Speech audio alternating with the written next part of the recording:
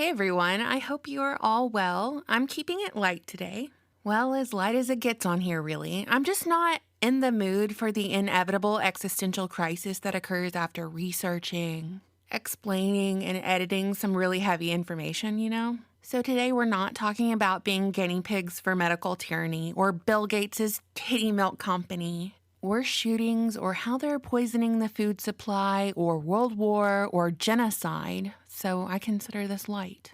I need something that I would listen to while I'm cleaning or I'd listen to beside the pool. I need this for me. I know you understand. We're talking culture creation today. We're talking entertainment programming. We're talking CIA celebrities and the nature of our reality. Because I just learned this one tidbit about this one Food Network star, and I can't wait to share it with you. As well as the implications of this information, because how many people did we grow up watching on TV? Like, how many of these people actually worked for the government?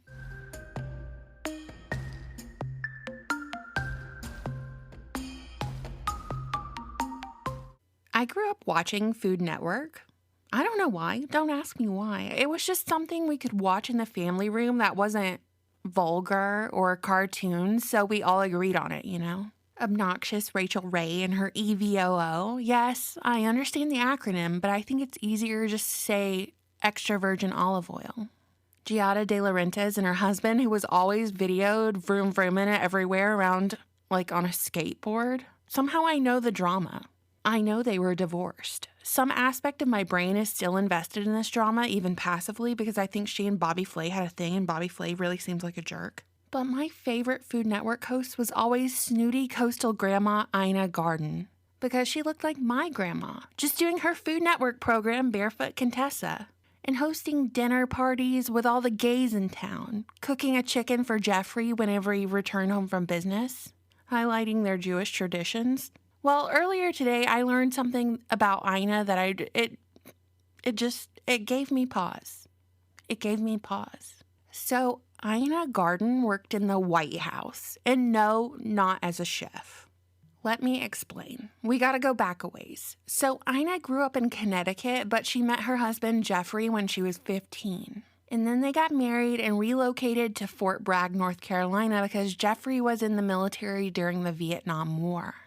Ina got her pilot certificate during this time, as you do as a young woman just bored while your husband's off fighting in a war. Which if we lived in simpler times, I'd be like, oh, that's so cool. But since we don't, all I can think of is Ghislaine Maxwell flying around Epstein's helicopter like an international super spy and Spectre like in James Bond. But anyway. Remind me to tell you my theory about how the majority of YouTube international food vloggers are CIA agents or arms dealers or both. So back to Ina's husband, Jeffrey. He has all the accolades. He's got a degree from Dartmouth. He's got a PhD from Johns Hopkins School of International Studies. And during Vietnam, he was lieutenant in the 82nd Airborne Division and advisor to the Royal Thai Army.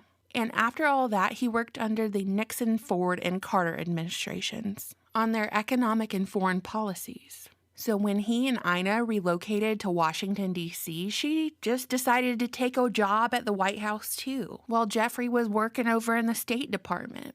What were her qualifications, you ask? Like, who actually knows at this point? She didn't even complete her degree from Syracuse. But she entered as a government aide, which was like a low-level thing, and then she somehow managed to climb the ladder to a position in the Office of Management and Budget, where she was eventually given the position of budget analyst, and she wrote the nuclear energy budget for Presidents Ford and Carter. Excuse me, what? What was she doing all this time to prepare herself for writing the nuclear energy budget for these presidents? Such a mystery, right? Well, she left her government job in 1978, and then she went on to open up a store where she sold expensive Cobb salads. You know, a natural progression from writing nuclear energy budgets for multiple presidential administrations. Apparently, Jeffrey wasn't feeling the White House either because he too left to pursue Wall Street, becoming a managing director of the Lehman Brothers and the Blackstone Group, tapping into international markets and international banking. He even went on to become the dean of the Yale School of Management. And something has me wondering if he did the little Bush, John Kerry, Dick Cheney ritual with all the the skulls and the bones. 322, am I right? This was early 2000s when Ina had signed a contract with the Food Network. And fun fact, Ina went on to host the 16th annual Hudson Picnic Benefit for Planned Parenthood. My, oh my. And now as I'm reading, it's saying that she and her husband both contributed to the presidential campaign funds of, wait for it, George H.W. Bush, Bill Clinton, John Kerry, and Barack Obama. So that bonesman joke I just made, although it was unplanned, it might have actually not been a joke. Like, hello, Mom, please come pick me up, I'm scared. The potato salad lady from the TV is actually a Fed, and her husband is disrupting economies abroad while he's away on business. And their guest speaker at the Planned Parenthood picnic is a Marina Abramovic, and they're having pasta with the walnut sauce. It's just like, it's not even a funny joke anymore. I don't know why I'm still going. I feel like this is the whole plot of Julia Child's life. Wasn't Julia Child, who had the famous French cookbook and TV show, didn't she work for the government too? Except she had actually graduated from college, and then she went on to join the OSS, which was the early version of the CIA. This was back in the early 1940s, like right at the beginning of the Second World War, where she started out as a typist for the OSS, and then she received a higher position as a researcher for the head of the OSS. Because she was educated, she had the experience, she had top security clearance, and she even worked on shark repellent, if memory serves. I only watched Eat, Pray, Love once, but I think I'm doing pretty good. Actually, that's not it. That wasn't it. The movie was called, like, Julia. The plot was the blogger who spent a year trying all of Julia's recipes. But whatever. You know what I'm talking about. Julia Childs was basically part of the OSS during the Second World War in a very involved capacity. And that's when she met her husband, Paul, who was also in the OSS, but then they moved to Paris after he began working for the State Department. And that's when she got all involved with the French cuisine. She had her cookbook, of course, but then she had her television program later, which was popular with the housewives because their plight was usually ignored by television. I don't know, maybe if you do Hard Time for Uncle Sam, you get a complimentary TV show. Maybe that's what it is. And as I'm saying this, like, don't you see lots of parallels between her and Ina? Give me a second, I have to look something up. I think I may be onto something here. Both she and Ina never had any children, but both were very active in Planned Parenthood, it seems. Ina over there with the Planned Parenthood picnics, and Julia over here with this quote, which begins with, in the 1980s, Julia Child led fundraising cooking lessons and authored a nationwide pledge letter that read, "Few politicians will take the risk of publicly supporting either contraception or abortion. And who is for abortion anyway? We are concerned with freedom of choice." End quote. I mean, it's not like I think Food Network is heavy programming. I don't watch it anymore, but it wasn't back in the early 2000s. It was just mainly teaching people how to cook, which is obviously a useful enough skill. I remember it being very heavy on the LGBs. But beyond that, I mean, it's entertainment, you know? The thing that you do after your stressful job where you're being taxed to hell and back. You sit in your chair in front of the TV after work and you become placated by the programming on the screen so you'll never rise up against your oppressive government. That's what it was designed for, among other things. Maybe Food Network agents make sense? Who knows anymore? I've unraveled a few Hollywood agents on my channel and I could really understand their purpose, and it wasn't shocking to me at all. Industry plants, influencers, born in the industry, deep government connections. Like that whole Matt Damon, Ben Affleck thing, they've always been CIA. But they were introduced to us as middle working class good old boys who wrote this really cool script for Good Will Hunting where the main character is being recruited by the NSA. And it won an Academy Award in the president in real life, not in the film. Bill Clinton was so excited to watch it that he invited both Affleck and Damon to Camp David to watch it. And there's that really famous picture of them all cozy on the couch watching the film. A film distributed by none other than Harvey Weinstein's Miramax Films. Who, by the way, this gets swept under the rug, and it blows my mind that people didn't pay more attention to this when it happened. But the Obama daughter, I don't remember which one. I don't remember which one, but one of the daughters interned for Harvey Weinstein right before his ship sunk. Anyway, back to Affleck and Damon. Finding Your Roots, a program that aired on PBS. I'm plagiarizing my own video when I read this. I'm just reading this from my video.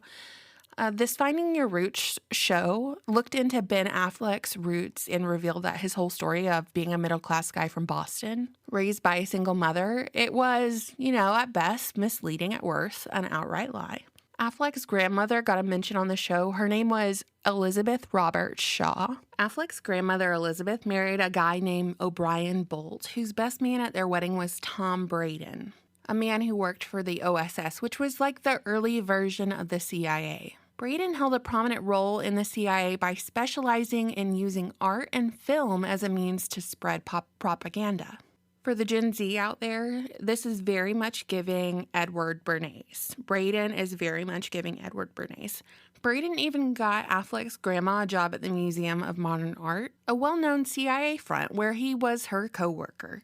And Affleck's mom wasn't just any single mother. She was a Harvard graduate who grew up alongside the offspring of other CIA spook families. Never underestimate spook suburbia. So that brings us to Ben Affleck, who was a nobody at the time when he watched the premiere for his first film, Good Will Hunting at Camp David, sitting right beside the then President Bill Clinton. And Affleck went on to play a CIA analyst in the film The Sum of All Fears. News outlets actually reported that a real CIA agent was on the set of The Sum of All Fears, advising the actors as they shot the movie. What a coincidence. The same CIA liaison from the set went on to advise Ben Affleck's ex-wife, Jennifer Garner, on the set of Alias. So basically, the maternal line in Affleck's family is CIA through and through. Deep connections there, leading straight to Hollywood, where no film hits the screen without intent and purpose. Conditioning the populace being programmed, creating culture, and rewriting history.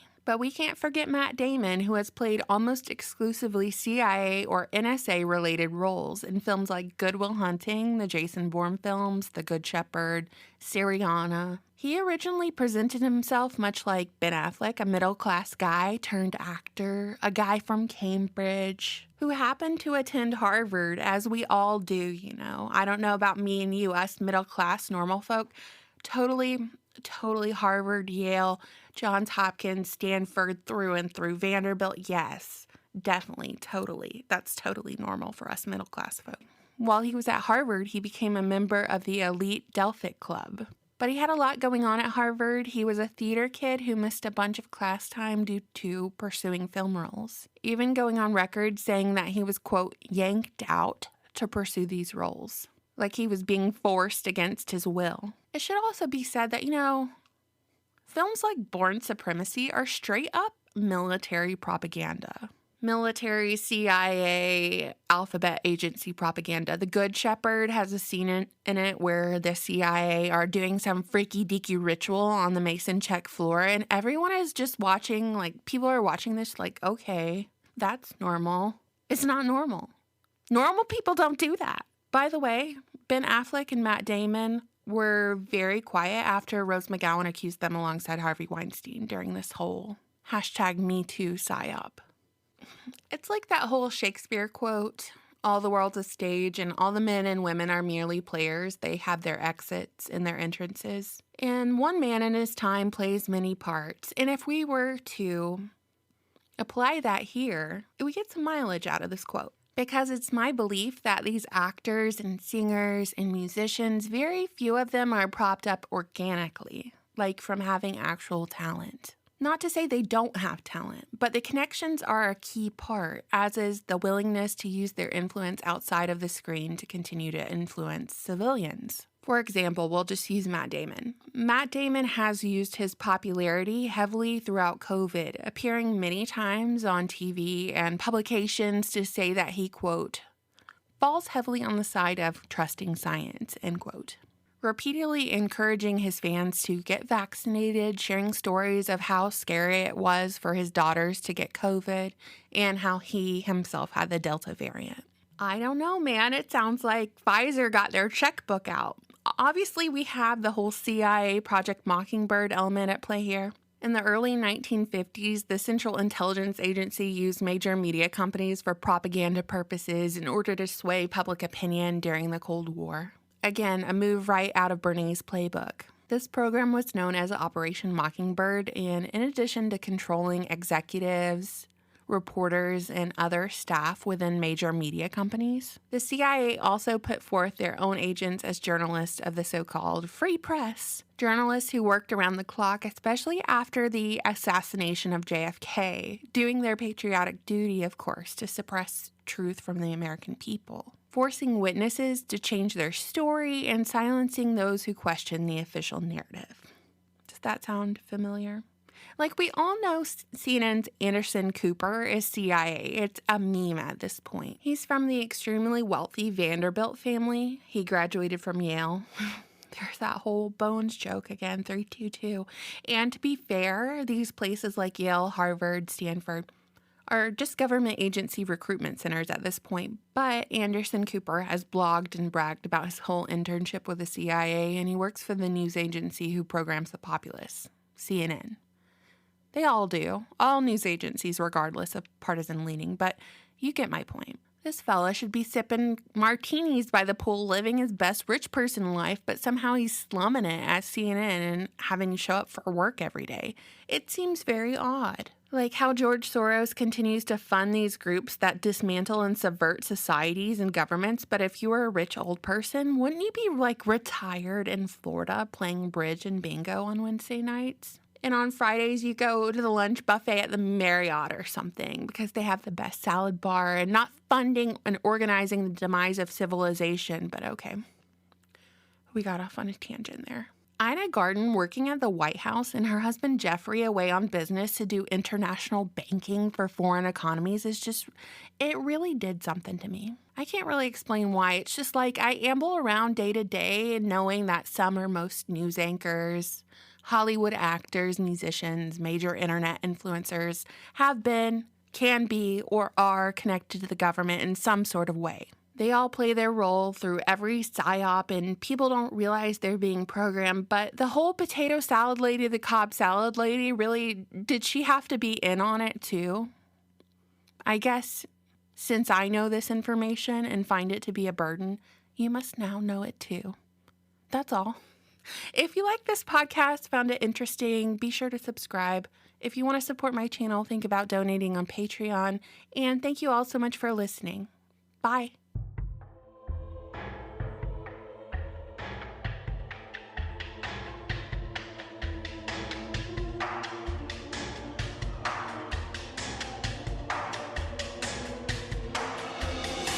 The game is afoot.